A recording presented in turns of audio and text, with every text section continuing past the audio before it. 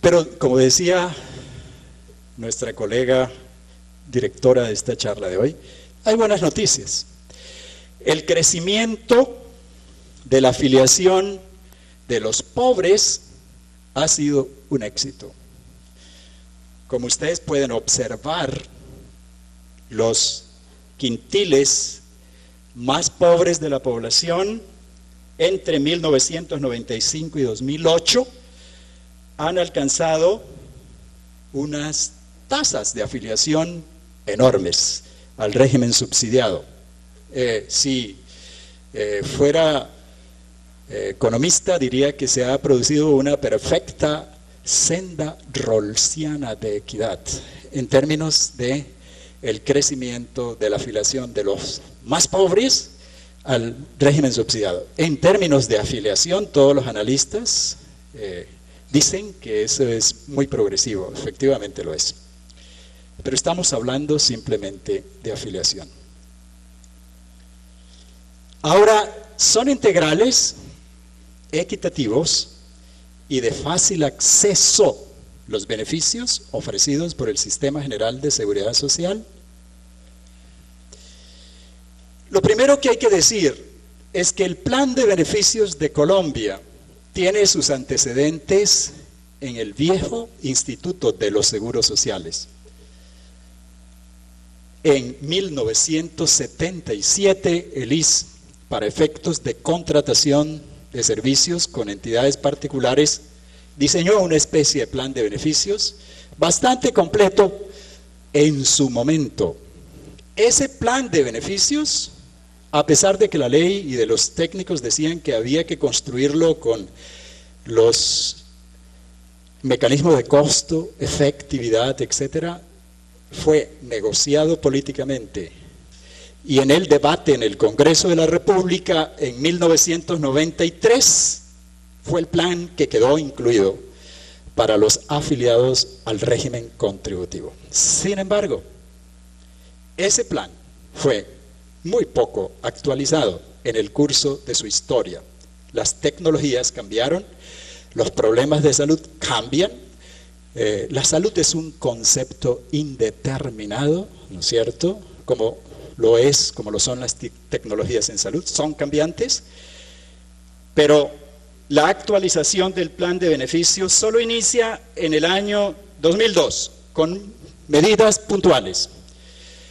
De modo que la Corte Constitucional, porque se creó un plan de beneficios, otro plan de beneficios, por las tutelas colocadas por la población, se vio obligada en la sentencia T-760 del año 2008 a decirle al gobierno: debe actualizar y nivelar el plan de beneficios. Esa es la tarea en la que el gobierno está en este momento y ha propuesto hacerlo en los proyectos de ley el 28 de febrero del año 2015. La primera promesa fue el año 2001. Formalmente hay dos, pero realmente hay muchos más planes de beneficio. En otro esquema yo les mostraré los múltiples planes de beneficios existentes en Colombia en la realidad. Se han venido tomando unas medidas con base en la exigencia de la sentencia de la Corte y hoy se ha unificado el plan de beneficios para los menores de 18 años. Se han tomado otras medidas como quitar las cuotas moderadoras y copagos solo para los afiliados del nivel 1 del SISBEN, es decir, los más pobres y vulnerables, a pesar de que todas las evidencias indican que los copagos y las cuotas moderadoras son efectivamente una barrera de acceso a los servicios de salud y no aportan mucho a la calidad de los servicios. Y para merecer los servicios de alto costo, se ha disminuido el tiempo de cotización a medio año, a 0.5 años, cuando antes era más de un año, lo que una persona tenía que cotizar para merecer los servicios de alto costo. Hay que decir que el plan obligatorio incluye tecnologías de baja, mediana y alta complejidad. Ese es el norte del Sistema General de Seguridad Social en Salud. 5 minutos, ahora, por favor. Me va a faltar un poquito más de tiempo. Esto es lo que se le paga a una EPS por cada afiliado. A los afiliados, la UPS del régimen contributivo es de 485,000 pesos. Las de los afiliados al régimen subsidiado con subsidio pleno, 281,000, es decir, el 50% de los del régimen contributivo. Hay dos tipos de afiliados con subsidio parcial, estos que reciben el 24%, que pagan el 24.4%, la UPC se paga el 24.4% y esta el 23%. Ahí hay 4 planes de beneficios en la práctica. Para los afiliados, 3 distintos para los afiliados al régimen subsidiado. El monto de la UPC define la cantidad de servicios al que tiene derecho cada persona afiliada. Bien, creo que el problema es, por un lado, un problema de financiamiento. ¿Qué es lo que queremos decir sobre ello? El país gasta un 5.1%, es el gasto público, 5.1% del PIB en el Sistema General de Seguridad Social. Son muy buenos datos.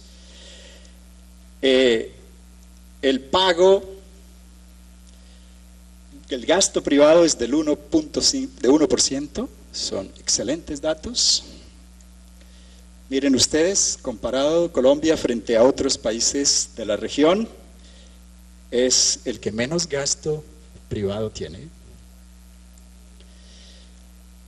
El gasto per cápita es de $534. Pero, siempre hay un pero. Esta es la otra cara de la realidad del sistema de salud colombiano. Estos son la cantidad de afiliados, pero observen ustedes que hay otros regímenes, que hay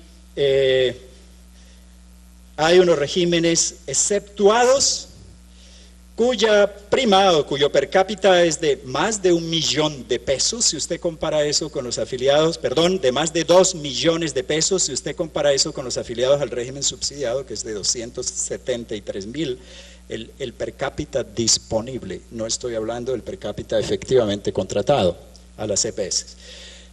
Existen más planes de beneficios, existe una gran segmentación del sistema de salud. La fuerza pública, los maestros, los profesores universitarios, los trabajadores de Ecopetrol tienen sus propios regímenes.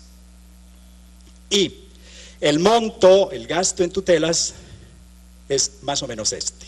En tutelas, al régimen contributivo, en tutelas al régimen subsidiado como participación del gasto total. Yo quiero mostrar esto porque es muy importante y quisiera tener un poquito más de tiempo, si tú me lo permites, para poder mostrar cuál es el problema de las tutelas en Colombia.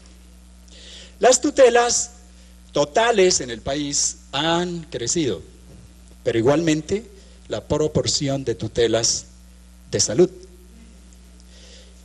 La cantidad de pagos por tutelas en salud también ha crecido. Estas tutelas de color gris oscuro son las que colocaban los jueces, la corte, sobre las cuales fallaban los jueces. La corte le ha dicho al gobierno: hay que introducir unos comités científicos técnicos, o sea, no los jueces sean jueces, sino los médicos sean jueces y fallen sobre lo que debe, lo que realmente necesita o no un paciente, pero en la medida en que, por la medida del gobierno con mandato de la Corte, bajaron las tutelas de los jueces, se incrementaron las tutelas de los comités técnicos científicos. Estos son los costos por recuperación de esos gastos que el gobierno muestra en estos días en el debate y está diciendo: si la tendencia de crecimiento de los pagos es esta, la posibilidad de sostener esos pagos va en sentido inverso. Ahora miren ustedes, esta es la tendencia al crecimiento de las tutelas. Muchas tutelas son del régimen contributivo, otras del subsidiado. Hay que decir que las decisiones de afiliación al régimen subsidiado han sido políticas, particularmente en campañas electorales ha habido una gran promoción de la afiliación al régimen subsidiado, da votos, no hay duda. Pero, ¿por qué los colombianos colocamos tutelas? Por estas causas. Estudios de la Procuraduría, de la Defensoría del Pueblo indican cuáles son las causas principales. Nosotros hemos calculado que eso representa, estas son las causas, representa el 28% de la carga de enfermedad estimada para Colombia en el año 2005. Algo importante en términos de necesidades de salud de la población. Ahora, ¿cuál es la proporción de tutelas por planes que se colocan por procedimientos, medicamentos, citas médicas dentro del plan obligatorio y por procedimientos, citas médicas que no están en el plan obligatorio? Es esta. El 46% son no pos y el 53% son por plan obligatorio. La mayor parte son de los afiliados al régimen contributivo, en el que no hay solo ricos, obviamente hay una gran masa de pobres, y el 14% del régimen subsidiado. Tutelas, ven ustedes las proporciones, por cirugías y no cirugías de lujo, necesariamente, por medicamentos, hasta por citas médicas. Ahora, nosotros nos preguntamos, viendo cuál es el monto de las tutelas frente a los recursos disponibles del sistema, que es 5.5%, y viendo cuál es, en los cálculos nuestros, cuál es el gasto de bolsillo y gasto privado que tienen los colombianos en el sistema de salud, que es del 25% de los recursos disponibles. Estos son cálculos hechos en la Universidad Javeriana, a diferencia de los cálculos del Banco Mundial. Nosotros nos preguntamos, ¿por qué este problema no es objeto de discusión y debate público? ¿Y por qué este es el problema de discusión y debate público? Bien, quiero mostrar otros datos sobre si el problema financiero es un problema también de crisis hospitalaria, de insostenibilidad de los hospitales. Realmente esta es la cartera de los hospitales frente al gasto total, del 5.22% de IPS públicas y del 5.23% de IPS privadas. Pero, ¿cuál es el problema de fondo, a mi juicio, en el Sistema General de Seguridad Social en Colombia? Nosotros tenemos un sistema en manos privadas que ha aumentado la integración vertical, es decir, el asegurador es a la vez prestador, integra, monopoliza el negocio. Segundo lugar, la mayor parte de la red de EPS y de la red privada y de la red de prestación de servicios es privada. No es cierto que lo privado sea menos costoso en el campo de la atención en salud. Todos los estudios indican que lo privado cuesta más, y cuesta más no porque tenga más calidad necesariamente, sino porque hay mayores incentivos para que cueste más.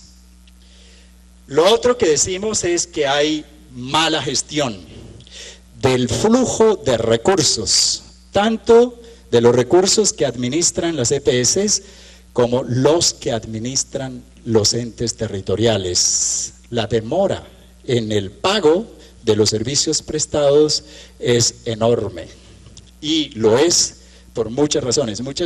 Recordemos que el margen de ganancia de una EPS depende del tiempo que tenga de manejar los recursos públicos. Eso es muy claro. Lo otro que decimos también es que no son solo una amenaza estos problemas, sino las políticas económicas, fiscales y laborales que generan informalidad empresarial, poca demanda de trabajo e ingresos precarios en la población. Ahora, lo que se pretende hacer, a mi juicio, está en el marco de la nueva oleada de reformas de los sistemas de salud. Realmente hay una nueva política de salud en desarrollo. Esa política tiene entre sus elementos la regulación del derecho a la salud. Entiéndase por regulación del derecho a la salud, para quienes tenemos planes de beneficios, la limitación de los derechos exigibles en materia de prestación de servicios.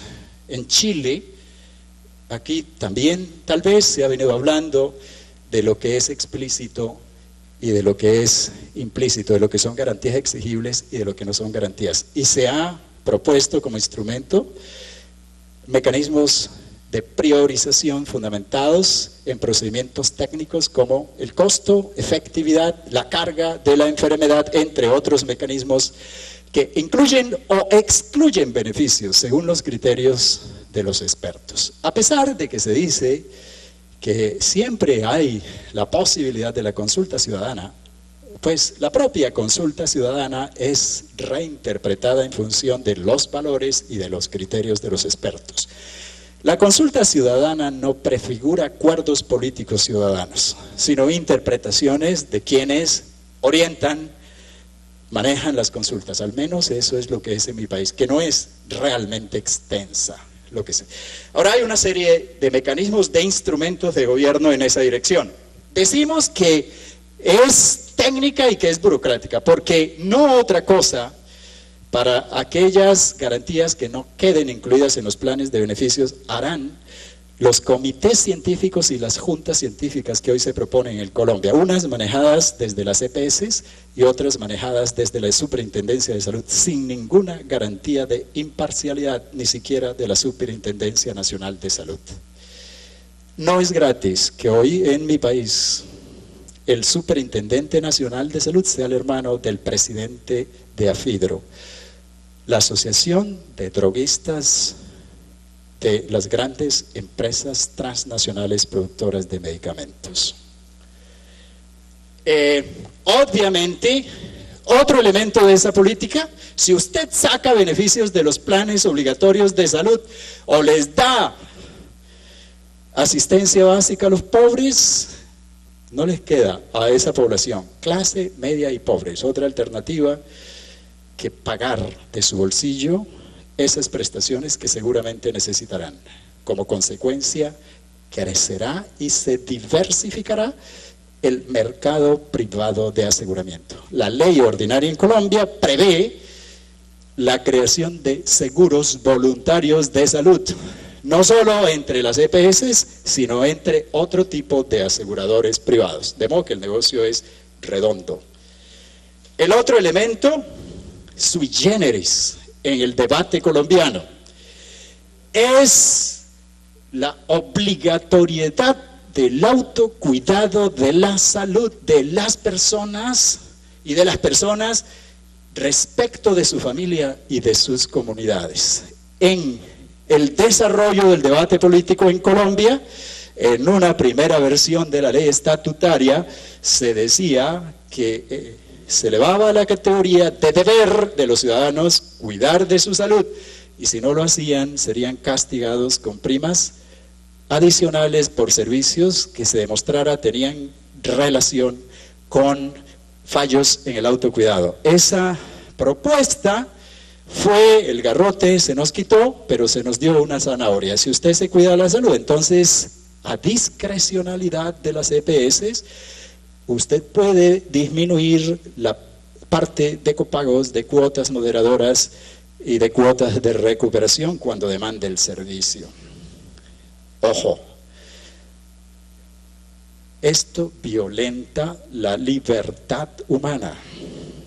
Y segundo, no es demostrable que los fallos en el cuidado de la salud individual y colectiva sean consecuencia de la pura agencia de los individuos. Generalmente son factores estructuralmente determinados los que empujan a que una persona consuma más licor, fume más cigarrillos, consuma alimentos no nutritivos que le generan obesidad, etcétera, etcétera. De modo que este es un debate crucial, es un tema central en los debates de la política de salud en nuestros países. Y el otro elemento es la introducción de una nueva versión de la atención primaria. Recordemos que los países latinoamericanos en el Acuerdo de Montevideo declararon la necesidad de implementar un enfoque de APS renovada. Y nos lo recordaba ayer Rubén, el informe del año 2008 de la Organización Mundial de la Salud dice que hay que introducir la atención primaria. Y los que investigamos en este campo sabemos que los 33 años de historia de la atención primaria de salud ha contribuido a mejorar la salud y a disminuir la inequidad en salud. Pero, ¿de qué APS hablamos? Ese es el punto. Creemos que hay que hablar, para obtener esos resultados, de atención primaria integral de salud. Es decir, aquella que no solo integralmente presta servicios de salud, sino además actúa contra los determinantes sociales de inequidades en salud y propicia la participación comunitaria para enfrentar los desequilibrios de poder en las decisiones en el campo de la política pública. Es de eso de lo que hablamos, no de una APS selectiva reducida a promoción y prevención individual en materia de salud. Yo voy a terminar, ya me da mucha pena, yo tengo mucho más que decir, pero no puedo decir más. Quiero mostrarles una experiencia de Bogotá.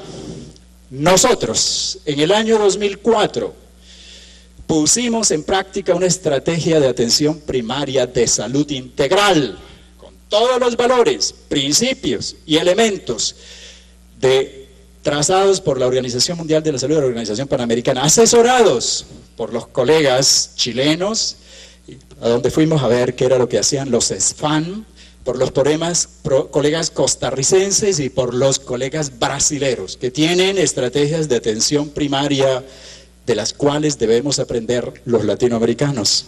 Tuvimos la ilusión de creer, y ahí estaba Ramón Granados, el primer año de esa experiencia, Ramón nos asesoró. Por fortuna llegué a ser secretario de Salud de Bogotá y dije, esto hay que ponerlo en práctica en la ciudad, porque todos estábamos de acuerdo. Es un fracaso la salud pública, no hay un modelo de atención en el marco de este sistema general de seguridad social que permita responder a las necesidades y demandas integrales de la población.